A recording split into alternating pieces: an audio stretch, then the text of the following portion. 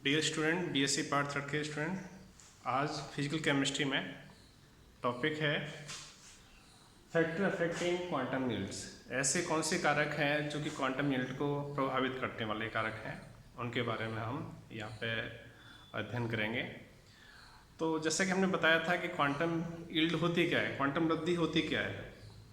तो एक Einstein photons पढ़ने पर किसी भी रिएक्टेंट से प्रोडक्ट में नंबर ऑफ मोल्स बदलते हैं, इसका रेशियो क्वांटम यील्ड कहलाता है।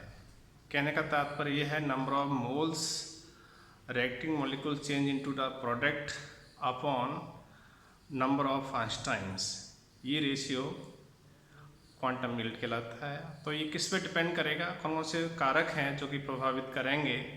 तो नेचुरल है कि ये जो रिएक्शंस होती हैं, फोटोकेमिकल रिएक्शंस फोटोन के द्वारा होती हैं, लेकिन ये फोटोन की रिएक्शंस के साथ साथ यदि हीट भी इनको मिलती है, टेम्परेचर यदि इनको मिल जाता है, हीट मिल जाती है, तो ये अपनी एक्टिवेशन एनर्जी को एक्वायर्ड कर लेते हैं, प्राप्त कर लेते हैं और प्रोडक्ट में जाके बदल जाते हैं। तो यहाँ पर जो फोटोकेमिकल रिएक्शंस को प्रभावित करने वाले कारक हैं वो कौन कौन से हो सकते हैं। एक तो टेम्परेचर है कि जैसे हम यहाँ पे ताप बढ़ाते हैं वैसे ही रिएक्टिंग मॉलिक्यूल या सबस्ट्रेट है वो प्रोडक्ट में जाके बदल जाएगा।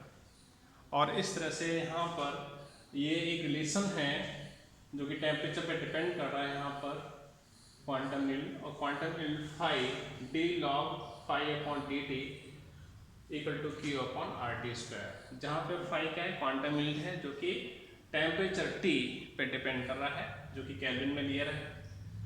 क्यू यहाँ पे क्या है, हीट रिलीजेस, हीट जो मुक्त होती है, जो ऊष्मा मुक्त होती है वो है। तो आर यहाँ पर गैस कांस्टेंट। तो इस तरह से यदि गैसियस मॉलिक्यूल है तो इस रिलेशंस के द्वारा हम बता सकते हैं कि क्वांटम यील्ड ताप बढ़ाने पर क्वांटम यील्ड का मान भी बढ़ता है, क्योंकि नंबर ऑफ मॉलिक्यूल्स जो हैं वो अधिक मात्रा में एनर्जी को एब्जॉर्ब करते हैं, जिससे कि वो रिएक्टेंट प्रोडक्ट में बदल जाते हैं एक्टिवेशन एनर्जी को प्राप्त करने के बाद।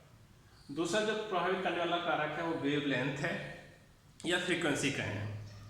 तो जो फोटॉन्स किसी सबस्ट्रेट पे पड़ते हैं वो जाकर के रिएक्टेंट प्रोडक्ट में बदल जाते हैं।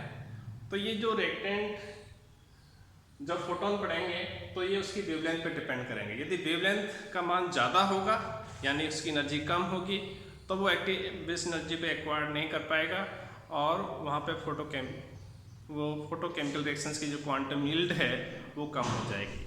तो कहने का तात्पर्य ये है कि वेवलेंथ बढ़ने